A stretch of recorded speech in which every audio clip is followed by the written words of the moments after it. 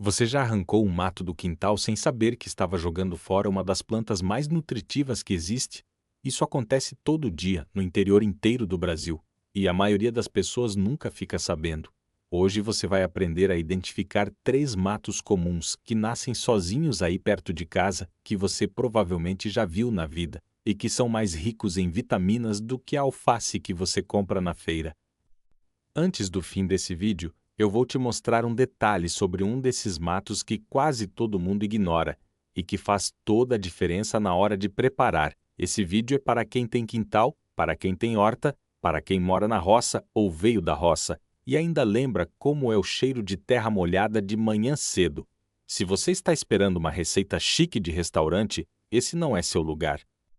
Mas se você quer saber o que a terra já oferece de graça e que pode fazer bem para a saúde da sua família, então fica até o fim.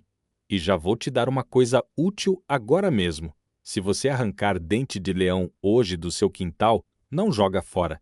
Lava bem, pica e mistura numa salada ou num refogado. Você já vai sentir a diferença no prato, sem gastar nada. Pensa comigo. Tem gente que gasta todo mês na feira, compra alface, compra rúcula, compra um monte de coisa verde e deixa morrer no fundo da geladeira.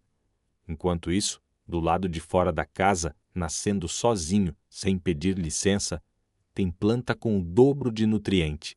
Isso não é história, é o que a ciência confirma e o que os mais velhos da roça já sabiam há muito tempo, mesmo sem ter estudado.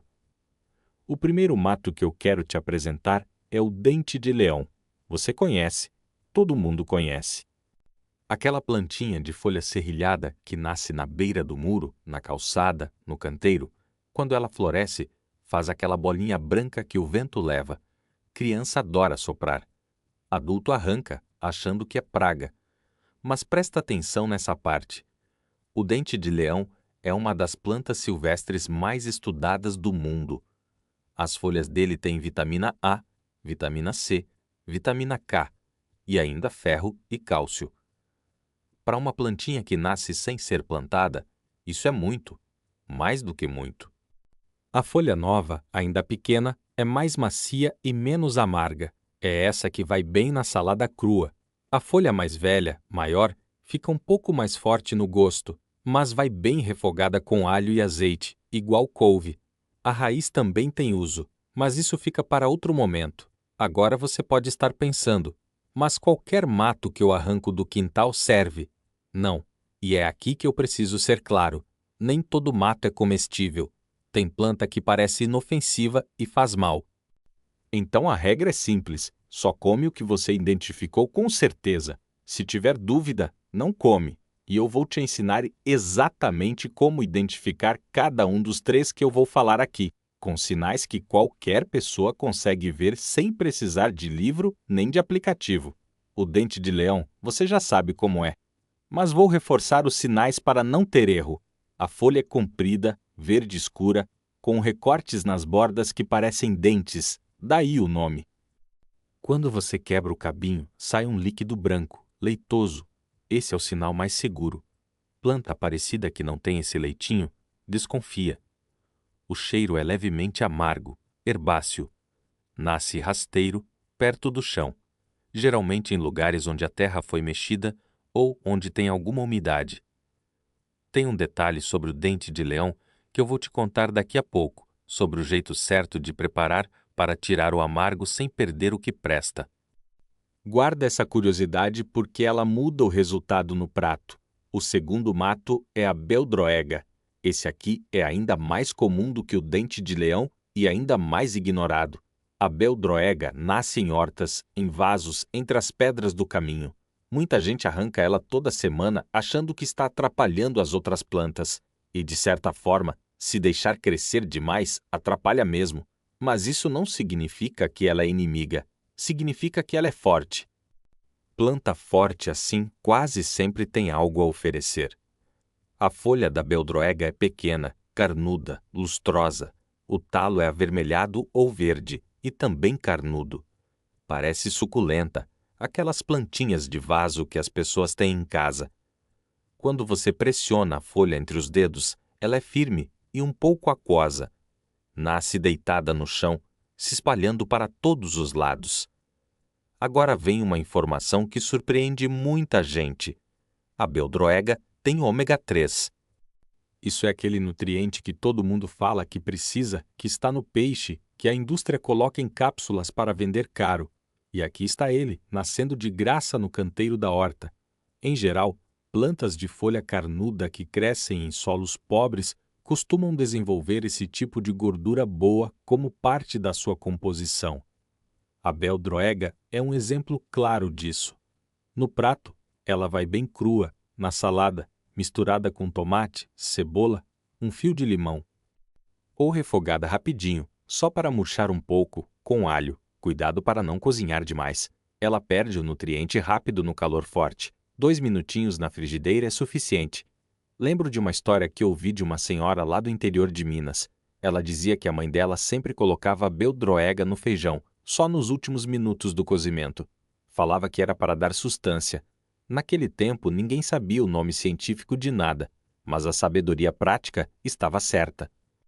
Esse jeito antigo de comer tinha mais fundamento do que parecia. Agora eu vou te contar aquele detalhe sobre o dente de leão que eu prometi antes. Para tirar o amargo da folha sem perder o que presta, você faz assim. Depois de lavar bem, deixa de molho em água fria por uns 20 minutos. Troca a água uma vez. Esse processo já reduz bastante o sabor forte. Se quiser usar cru, pega só as folhas mais novas, que são menores e mais claras. Se for refogar, começa com alho no azeite ou na gordura que tiver em casa. Joga a folha, mexe por uns 3 minutos e está pronto. Simples assim, sem segredo. Agora eu preciso te dar um alerta. Isso aqui é sério e você precisa ouvir com atenção. Tem lugares onde se joga veneno, herbicida, formicida, agrotóxico. Se o mato nasceu num terreno assim, num canteiro que recebeu produto químico recente, numa beira de estrada que foi tratada pela prefeitura, você não deve colher para comer. Não adianta lavar. Alguns desses produtos ficam na planta, então sempre colha de lugar que você conhece, que é limpo, que não recebeu produto. Quintal próprio, horta caseira, terreno de confiança. Esse cuidado é inegociável. O terceiro mato é a tiririca. Espera. Antes de passar para frente, você vai ficar de queixo caído com o que eu vou te dizer sobre ela. Mas primeiro, me deixa te fazer uma pergunta. Quantas vezes você já arrancou tiririca com raiva, porque ela não sai nunca, porque volta sempre, porque resiste a tudo? Se você é da roça, provavelmente perdeu as contas. Pois é, a tiririca é a planta mais difícil de eliminar de uma horta, justamente porque ela é muito forte. E planta forte, como eu disse, quase sempre carrega algo útil. No caso da tiririca, o que presta não é a folha, é o tubérculo, aquela bolinha que fica embaixo da terra, presa nas raízes. Esse tubérculo tem sido usado há séculos em algumas regiões do mundo, torrado, como substituto de café, ou cozido, como fonte de energia. Agora, um cuidado importante aqui. A tiririca tem várias espécies. A mais comum no Brasil é a Cyperus rotundus. O tubérculo dela é comestível depois de limpo e cozido ou torrado, mas o sabor é forte, terroso, diferente. Não é uma coisa que você vai colocar na salada. É mais uma curiosidade, uma alternativa em tempos de aperto ou para quem gosta de experimentar o que a terra oferece. Se você for testar, começa com pouco, assim como qualquer coisa nova na alimentação. E por falar em experimentar com cuidado, deixa eu te contar um mito que ainda corre por aí e que já fez gente boa errar.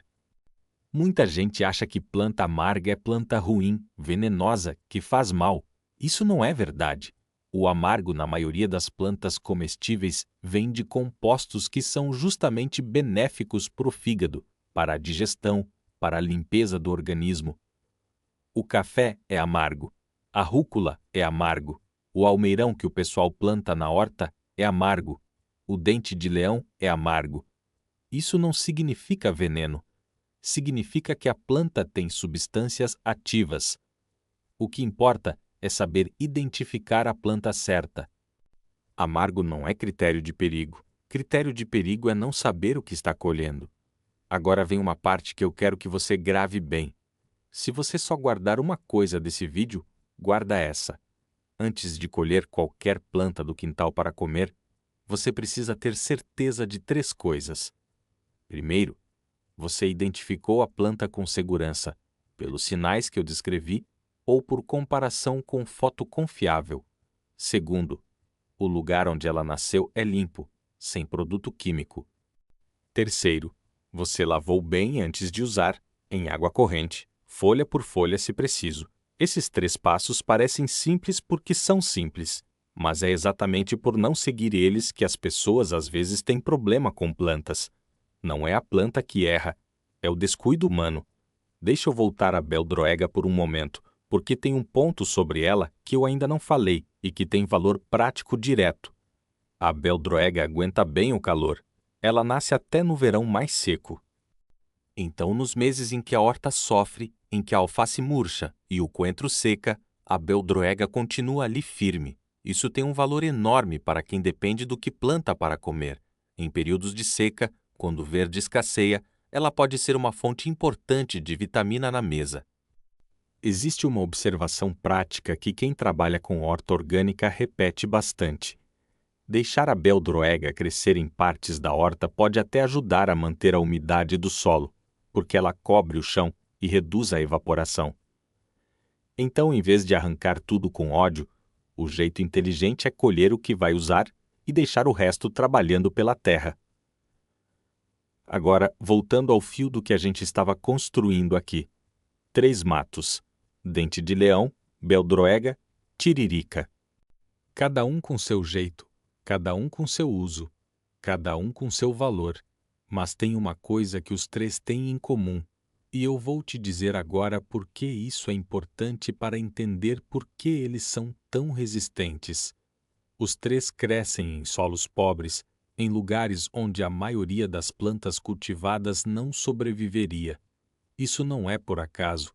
Essas plantas desenvolveram, ao longo de muito tempo, a capacidade de tirar nutriente de onde parece não ter nada. E é justamente por isso que elas são tão densas em vitaminas e minerais. Elas trabalham mais para sobreviver, e esse esforço fica registrado na composição delas. É como o trabalhador do campo que acorda antes do sol e vai dormir depois que escurece. O resultado aparece. Agora eu quero te contar sobre um erro que derruba muita gente que começa a explorar esse assunto. O erro é querer testar tudo de uma vez. A pessoa descobre que tem planta comestível no quintal, sai colhendo tudo que vê, mistura numa panela e aí se decepciona com o gosto, ou, pior, colhe algo que não devia. O caminho certo é outro. Começa por uma planta, aprende ela bem, testa no prato de um jeito simples, acostuma o paladar, depois passa para a próxima. Aprender a comer diferente é igual aprender qualquer coisa na roça. Não se planta tudo num dia só, não se colhe antes da hora. Tem ritmo, tem processo. Respeita o tempo e o resultado vem.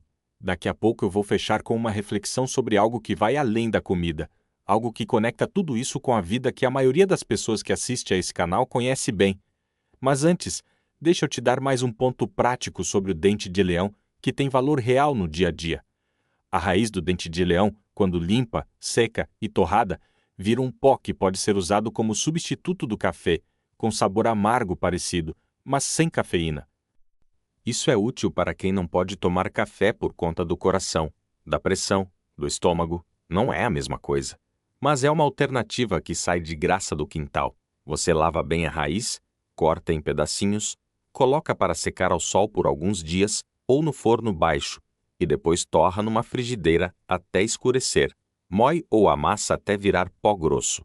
Prepara como café coado. Simples. E por falar em simplicidade, isso me traz ao ponto final que eu queria alcançar. Tem uma coisa que as pessoas que cresceram na roça sabem, mas às vezes esquecem com o tempo, especialmente quem foi morar na cidade. É que a terra não deixa faltar. Quando a gente aprende a enxergar o que ela oferece, a fome real é rara. O problema, quase sempre, é o olho que não sabe ver. A gente passa a vida inteira achando que planta boa é só a que foi plantada de propósito. a que tem nome bonito, a que veio embalada, e deixa para trás o que a terra entrega de mão dada. Os mais velhos sabiam disso. A avó que criou o filho em tempo de dificuldade sabia o que cada mato servia. Não porque leu em livro, porque observou, perguntou para quem sabia antes, testou com cuidado. Esse conhecimento foi passado de boca em boca por gerações, e em muitos lugares foi se perdendo. A gente chegou num ponto em que acha que só é comida o que está na prateleira do mercado. Esse vídeo não é para dizer que você tem que abandonar o mercado e viver só do que nasce no quintal. Não é isso. É para lembrar que o quintal tem mais valor do que parece. Que a terra que você pisa todo dia oferece mais do que você imagina. Que cuidar disso, prestar atenção nisso, ensinar isso para quem vem depois de você, é uma forma de dignidade. É honrar o que foi passado para você pelos mais velhos. A mesa farta não começa no mercado. Começa no olhar que sabe reconhecer o que tem valor. Se esse tipo de conteúdo faz sentido para você, se você quer continuar aprendendo sobre o que a roça ensina e sobre como viver melhor com o que a terra dá, se inscreve no canal. Aqui você não vai encontrar modinha, vai encontrar coisa útil, coisa prática, coisa que serve para a vida real de quem mora ou ama o interior.